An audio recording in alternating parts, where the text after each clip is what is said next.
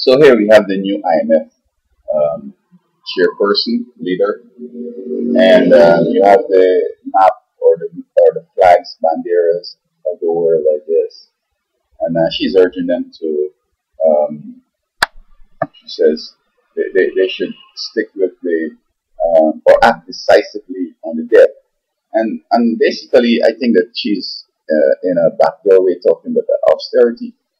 Um, if she, I haven't been there to get her presentation, but if she's saying like, look, grow your economy, create jobs, do the investments, consume much, and try to sell more, and that excess that you have, you could pay down your debt. If that's the case, then great. But if she's talking in terms of put the debt primarily on your to-do list, and you're going to do it in spite of whatever, even if you have to cut back, even if you have to do more austerity, even if you have to have more violence on the street, then that's not the right message. Of course, I still don't understand exactly why Strauss-Kahn was outed and had this big situation. Of course, we saw where um, Sarkozy lost, and he would have lost anyway. So it would have been Strauss-Kahn would have been the Prime Minister of France. While he was at IMF, I'm not sure what he was doing, but it seems as if the powers that be don't want him around. Um, for variety of reasons, maybe he would not have been making such a speech. Maybe he would have been telling the folks that they need to, you know, take care of the people, the people, and so that the people will take care of the debt by working harder and of their own making sacrifices as opposed to imposing sacrifices on them. And then in France, we see where, I mean, there are some situations that it's just a logical conclusion, and Sarkozy apparently wasn't going there. So, or he was doing just what that, ignore the folks, ignore the debt, do whatever. I don't know what he was doing, but Strauss-Kahn would have made a difference, it seems, at the IMF and in France. And I mean, yeah, I know he's look like a twelve or whatever, but I mean, we all are sinners. And the Bible says that leaders of the world are drunk with the wine of the wrath of the Antichrist fornication or Satan's fornication. And that is basically the problem. They're not seeing straight. And what kind of wine they drink? Yeah, many of them are non-alcoholic and they don't drink, I'm sure. But it's talking about that influence that many of them have sought and that have or has helped them to get where they had to belong to the secret societies coming from some Ivy League school, or they joined that special little secret organization, the Little Lodge, or the Masons, or the Knights of Columbus, whatever.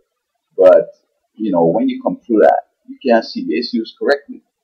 And looking at the Middle East situation, I mean, unless you were blessed with God, you can see that this thing will lead to the spring revolution would spring over into Europe and into North America with a new disguise as occupy here or occupy there. Because in truth and in fact, in Tunisia and Egypt, they were occupying Tahrir Square or wherever. And though they were clamoring for what seemed to be something admirable, democracy, capitalism, apparently folks were seeing is what they were looking for. The Occupy in North America weren't looking for capitalism, democracy. They were saying that this is the problem. And I recall I spoke with the boys here in Puerto Rico, and I was saying that, man, I have a plan that we could raise like $5 trillion to fix the environment and so on. And he's saying that who's going to have this money? I said, well, the government got to control that. I mean, $5 trillion. There's absolutely no way. Even the citizens will have confidence in me or any private organization to put that kind of money up. And while private people and organizations might help to organize it, it's only the government really could control that kind of money. We might have oversight in saying that, I don't think government is that stupid to take this money and do all this stuff with it. I mean, it's for environment, and they may borrow some, and I'm sure they're going to pay it back. So I'm not gonna, say, well, the government, no, I hate the government, they can't put hand in this money and whatever. Because when you look at it here in America, and I'm sure it's the same thing in Europe, these guys are telling me that the government's spending money bad. But all the student loans they got and all the help for the crazies and the homeless and the poor and all this kind of stuff and the free healthcare and all that, and there's where the money went. I mean, there's no evidence that these politicians have no Swiss account with no number account or whatever. I mean, that happens in the third world, maybe in some places that, it might perceive that the Spring Revolution was relevant, etc. So that is what came up here. They occupied New York and Washington and LA and Wall Street and Puerto Rico.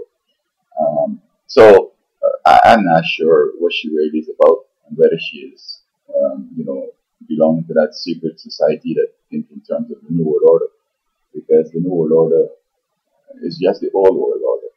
And the true New World Order is when Jesus comes and establishes a new civilization in which folks who will be citizens up there have been citizens here, but have been very good citizens.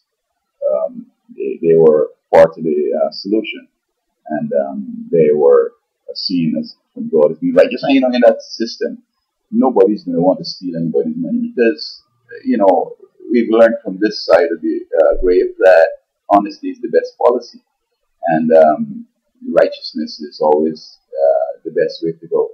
And so I hope that the leaders of the world will just ignore her speech and just work with the people, try to grow the economy, and the extra taxes they will get, because they have to pay all these incidental things like more health care and mental health and unemployment and more welfare and so on.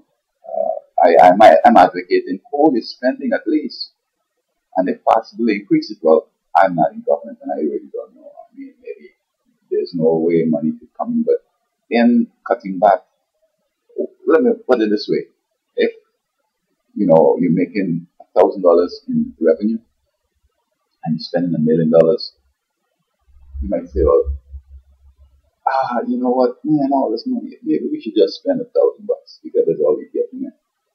But you end up getting nothing, and you end up just like you burn up, and you have more problems. And you end up with a $1 trillion debt.